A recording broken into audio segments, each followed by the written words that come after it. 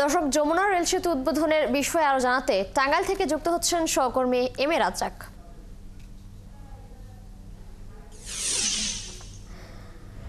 Razzak, rail সেতু উদ্বোধন নিয়ে স্থানীয়দের উচ্ছ্বাস কেমন দেখতে পাচ্ছেন, তারা কি বলছে জানাবেন।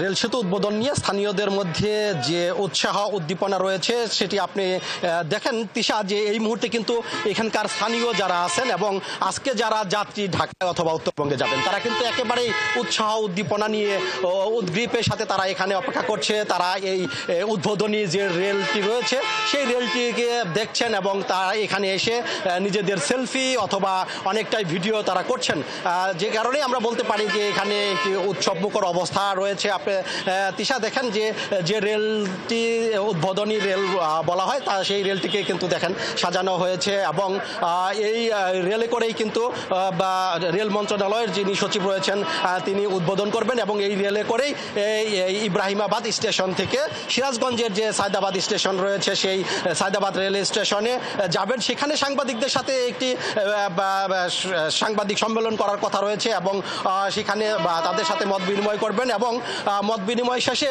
তারা আবার এখানে চলে আসবেন। তিশা, আর একটি বিষয় আমি আপনাকে জানিয়ে রাখি, সেটি হচ্ছে এখানে কিন্তু 10টার সময় একটি আনুষ্ঠানিক অনুষ্ঠান হওয়ার উদ্বোধনী অনুষ্ঠান হওয়ার কথা রয়েছে। সেই অনুষ্ঠান শেষে 11টার সময় এই রেল উদ্বোধনী রেল নিয়েই সিরাজগঞ্জের দিকে রওনা দিবেন এবং সেখানে সাংবাদিকদের সাথে মত বিনিময় শেষে আবারও এখানে এই রেল মন্ত্রণালয়ের যিনি সচিব রয়েছেন তিনি ফিরবেন।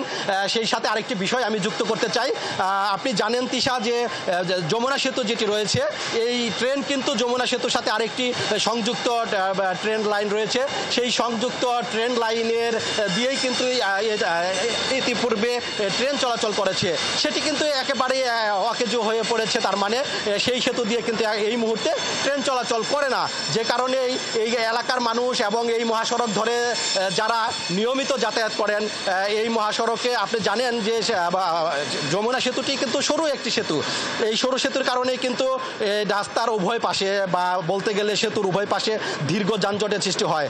সেই সুবাদে যানবাহনের চালক এবং এলাকার যারা সচেতন মহল রয়েছেন তারা যেটি বলছে যে এই রেল সেতুর সাথে সংযুক্ত যে